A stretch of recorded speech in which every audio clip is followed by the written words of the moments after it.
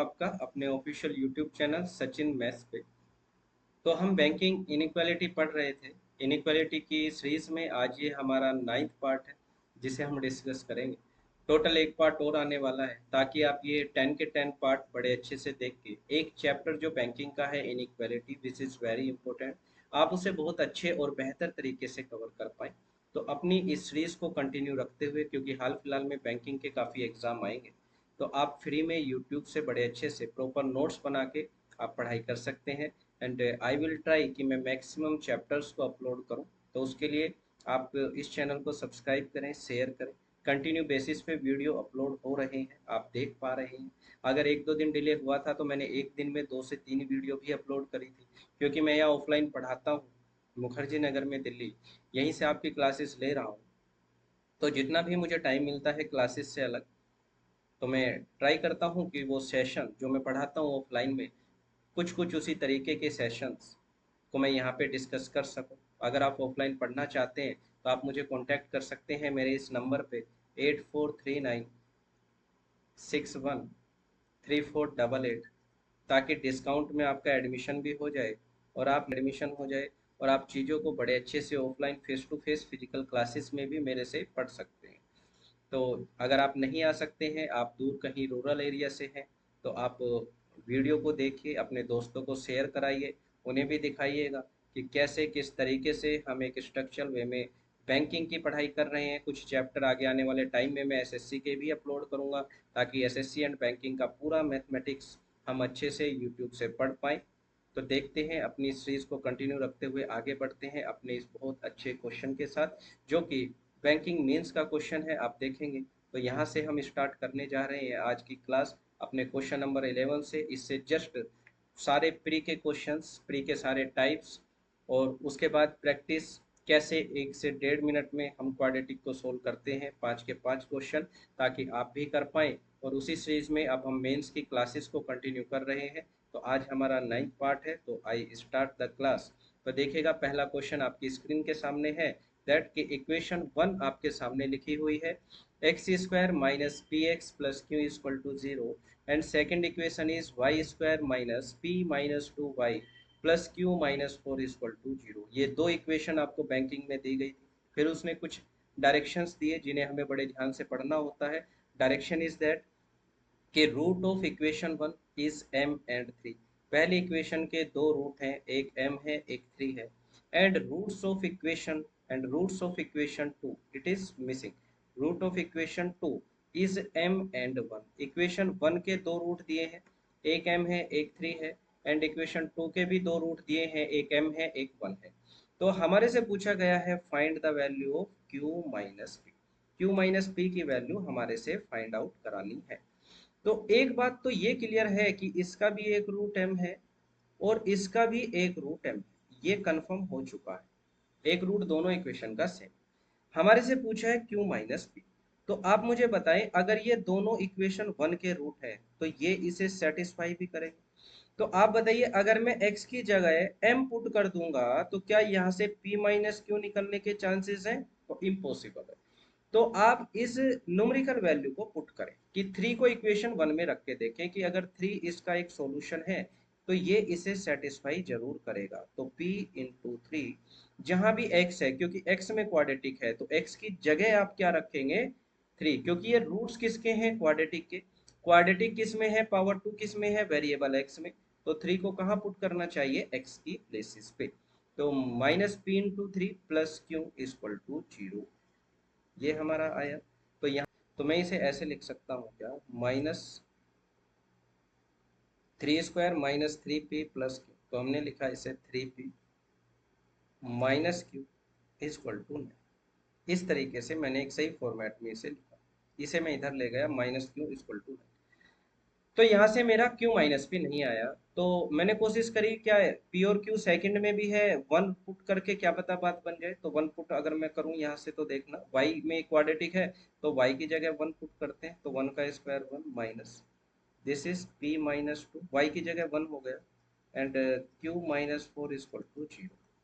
तो ये कितना हुआ? 1 minus P plus 2 plus Q minus 4 equal to 0। मुझे चाहिए था Q माइनस पी, तो ये तो Q माइनस पी मिल गया।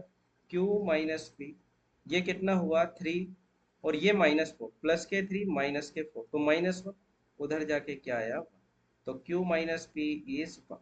तो ये मुझे पता चल चुका है Q माइनस पी इज 1। अब एक चीज और आप साथ में ही इसके कर लें, देखो एक तो इक्वेशन ये है 3p minus Q equal to 9, और एक इक्वेशन कौन सी है, ये आपके सामने है -p plus Q equal to 1।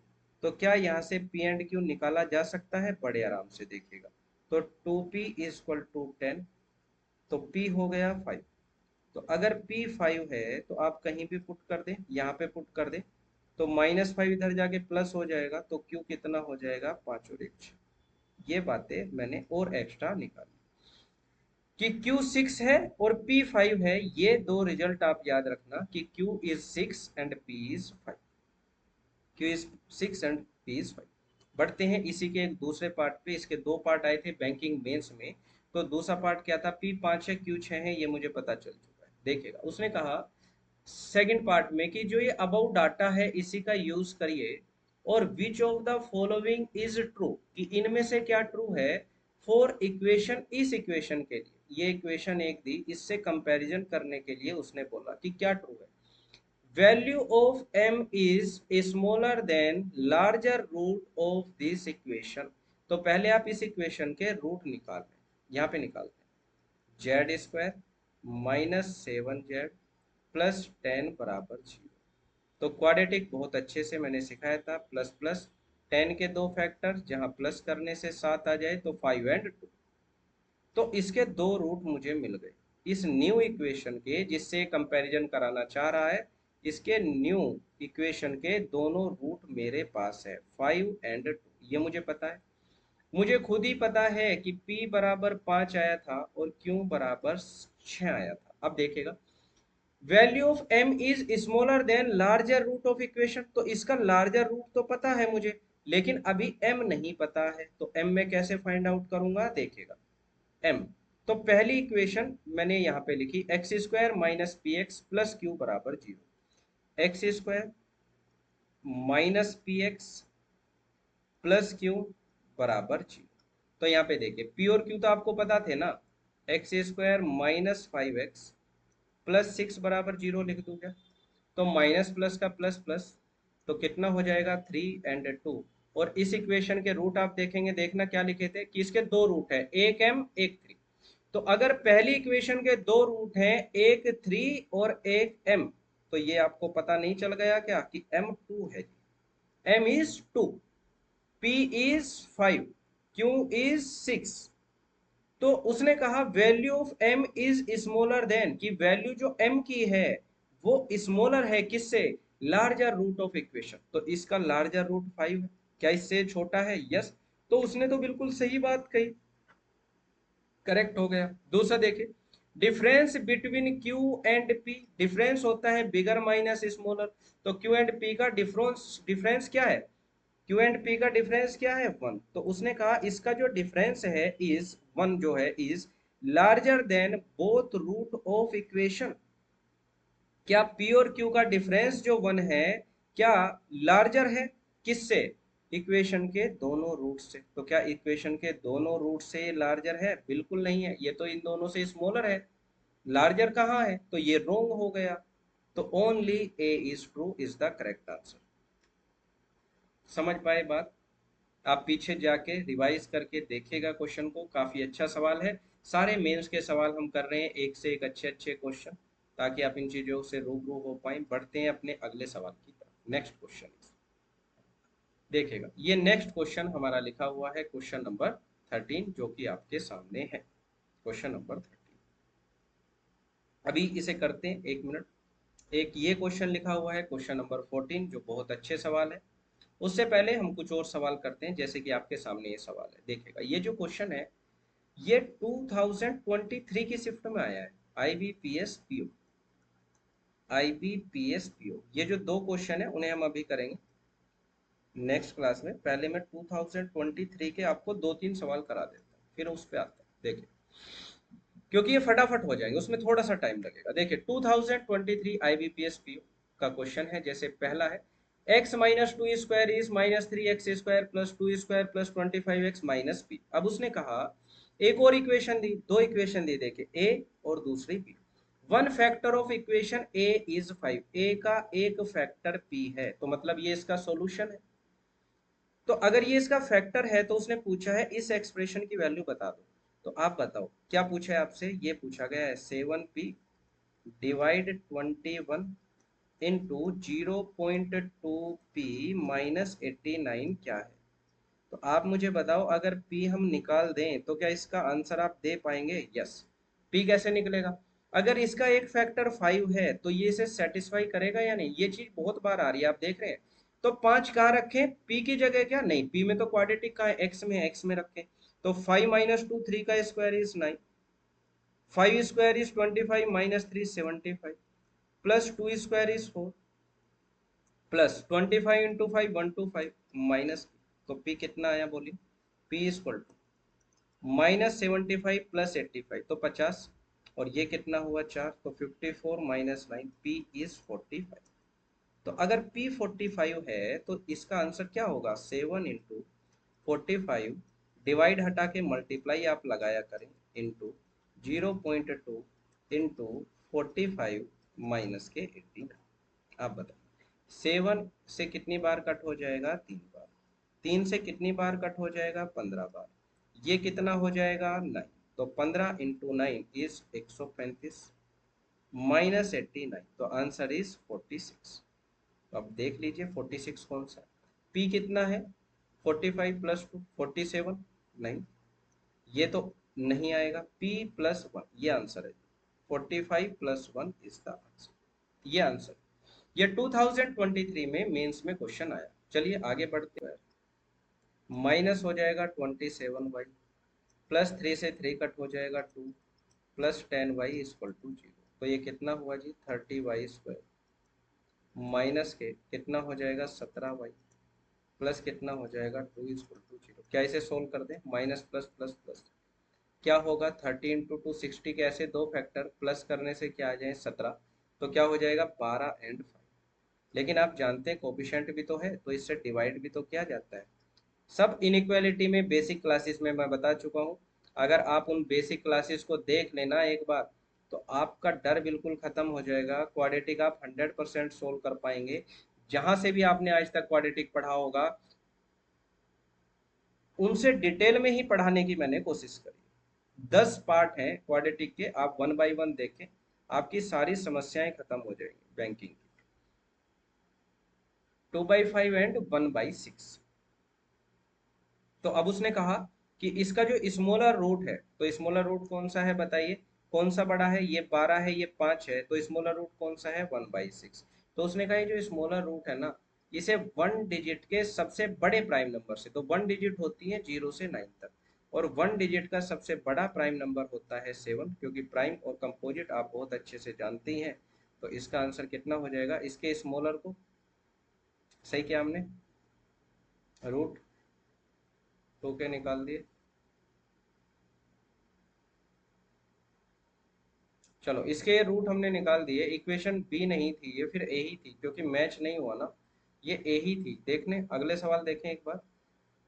ये तो हो गया, ये नहीं हुआ, ये भी नहीं हुआ, ये तो अभी आगे हम करेंगे। हाँ ये सवाल है, आप देखो। उसने कहा है one factor of 5 which of the following root of equation B, कि इक्वेशन बी का रूट कौन सा है। तो इक्वेशन बी तो लिखी है ये, इक्वेशन बी को ही तो मैंने सोल्व कराया। अभी इक्वेशन बी के रूट क्या आए थे अभी हमारे? देखो दिखा देता हूँ क्या रूट आए हैं हमारे। 2/5 एंड 1/6 देखना है क्या? Yes, 2/5 and 1/6। तो ये सवाल हो गया। बोलिए 17 क्वेश्चन है कि इक्वेशन बी के रूट बता दो, तो बता दिया, एक सवाल खत्म 17। इससे पहले देखो 15 p प्लस 1 सवाल खत्म। आइए 16, तो ये ए ही है, ये सही लिखा है, ए ही है।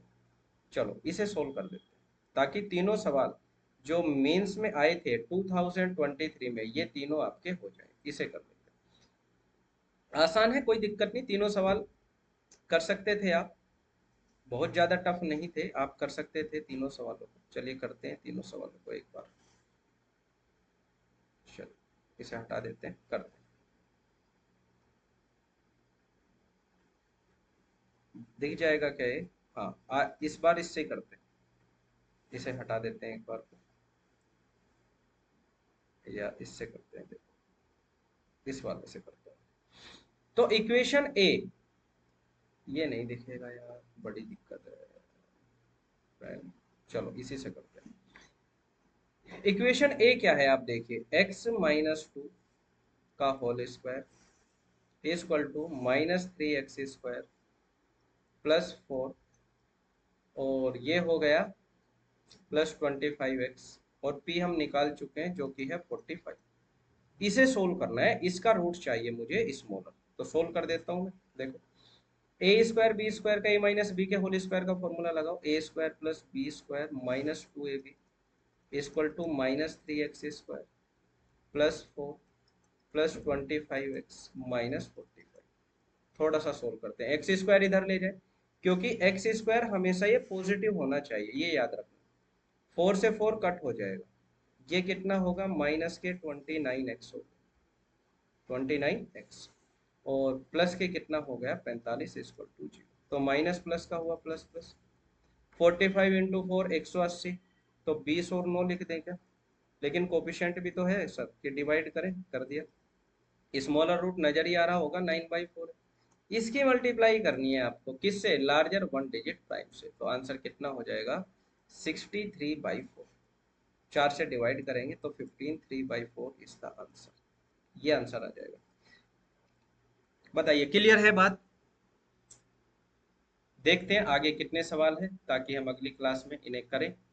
जैसे एक सवाल ये है, 18 19 20 तो नहीं है, 21 22 23 24 अगली क्लास में खत्म हो जाएगा बड़े आराम से, क्योंकि नेक्स्ट नहीं है इसके बाद। थैंक्स फॉर वाचिंग आ गया। चलिए, 2 सवाल वे हैं, 5 6 सवाल ये है। नेक्स्ट क्लास जो कि बहुत ही बेहतरीन होने वाली है, लास्ट क्लास होगी, और बहुत अच्छी अच्छी चीजें आप सीखेंगे। तो उम्मीद करता हूँ आप समझ पाए होंगे। अगर क्लासेस अच्छी लगी है तो आप शेयर करें एंड सब्सक्राइब करिएगा, ताकि सभी लोग इसका फायदा उठा पाएं। तो आज इतना ही करते हैं। Thanks for attending this session, take care, bye bye, मिलते हैं।